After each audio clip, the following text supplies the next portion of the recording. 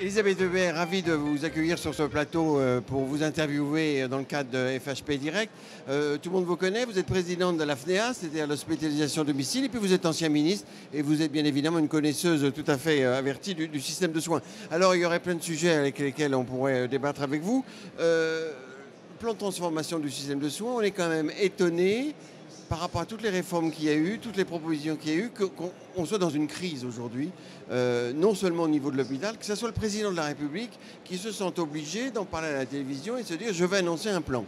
Alors sur la méthode, et puis sur le fond, évidemment, on ne va pas tout aborder, mais qu'est-ce qui vous... J'ai relu votre rapport que vous avez fait sur la médecine de proximité qui date d'à peu près de 10 ans, où il y avait déjà beaucoup de choses qui n'ont pas été mises en place. Donc le président doit s'en occuper.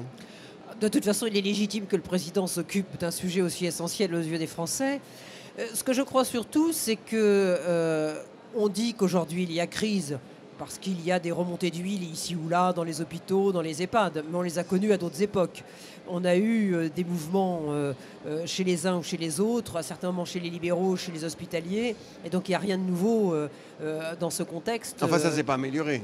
Mais ça ne s'est pas amélioré, et c'est plutôt là où effectivement je pense qu'il est important de l'évoquer, c'est que je pense qu'en réalité nous sommes nombreux. Vous avez eu la gentillesse de rappeler que j'avais commis un rapport il y a un certain nombre d'années et qui effectivement reste pour une large part d'actualité, et je n'ai pas été la seule.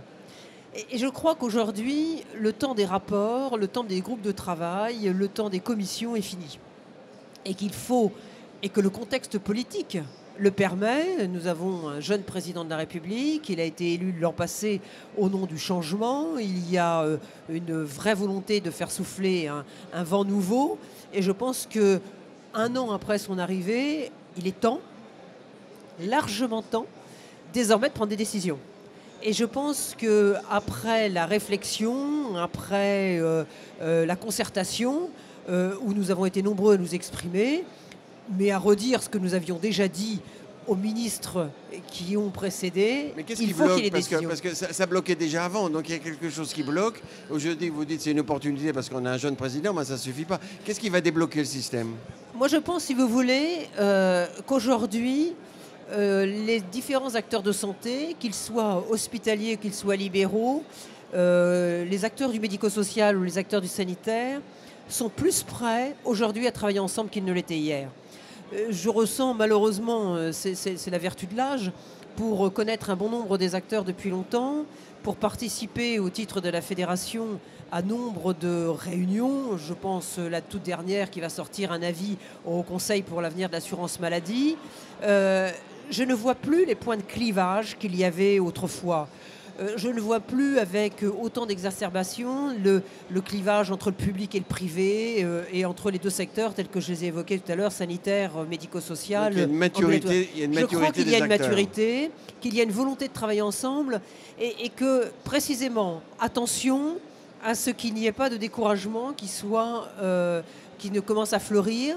Je pense que le temps de l'action est là. On évoque beaucoup les territoires et la responsabilité populationnelle des acteurs.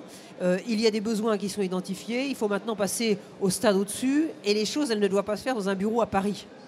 Tout comme d'ailleurs, elles ne doivent pas se faire dans les bureaux des agences régionales de santé régionales, alors que les problèmes se situent ailleurs.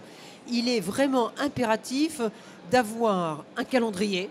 Parce que d'un autre côté, on ne peut pas continuer pendant encore 5 à 10 ans à attendre. Oui, mais si on attend que ça avance sur les territoires, qu'il y ait des initiatives des professionnels, on risque d'attendre beaucoup parce qu'ils ne sont pas formés à l'ingénierie de réforme. C'est très difficile. Donc qu'est-ce que vous attendez du président de la République? Il va annoncer incessamment sous peu en juin. C'est quoi paradoxalement, les 2-3 mesures qui fait que... Mais paradoxalement, ce que je crains, c'est qu'on ne veuille encore une fois réinventer l'eau chaude. C'est-à-dire que vous avez eu depuis des années, je pense sur un secteur qui nous concerne au premier chef, l'hospitalisation à domicile, et qui est le domaine de la coordination. La coordination, vous avez à l'échelle des territoires eu de multiples dispositifs qui ont été mis en œuvre. Nous n'avons pas attendu qu'un soit évalué pour qu'un autre soit mis en place. Donc moi je pense qu'il faut simplement aujourd'hui dire nous avons les dispositifs, voilà à l'échelle d'un territoire ce que sont nos besoins. Nous établissons un cahier des charges et nous demandons aux acteurs dans une échéance, dans un calendrier de 6 mois, 8 mois, de nous apporter des projets. Oui. Et c'est l'ARS qui doit organiser tout ça sur le territoire. Bien Enfin, avec tout le évidemment, monde, oui. bien évidemment, mais sur la base de deux choses, des besoins. Les PRS ont été faits et normalement ils sont là pour C'est en exprimer cours, ces oui. besoins. Je fais des cahiers des charges, voilà ce dont j'ai besoin à l'échelle d'un territoire. Les acteurs, vous êtes publics, vous êtes privés, vous êtes du sanitaire, du médico-social, portez-moi des projets de préférence que vous avez bâtis ensemble. C'est un peu ce que dit Agnès Buzyn, donc vous êtes C'est en un peu phase. Tout à fait, il n'y a absolument à ce sujet aucun déphasage.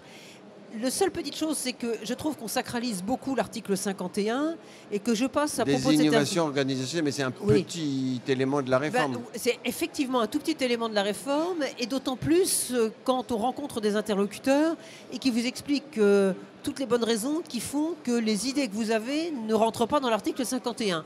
Donc là, je suis un peu dubitative, c'est pour ça que j'en reviens à une méthode plus simple, plus pragmatique, plus proche du territoire. Et Un qui est celle que j'ai diagnostic sur l'écoute. un territoire et que Voilà. les professionnels proposent. Voilà.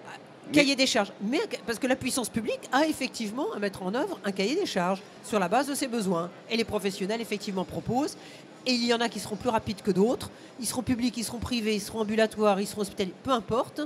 Il faut effectivement avancer et ne plus continuer à tergiverser comme on l'a fait pendant trop d'années. Merci Elisabeth Hubert. Je vous en prie, merci.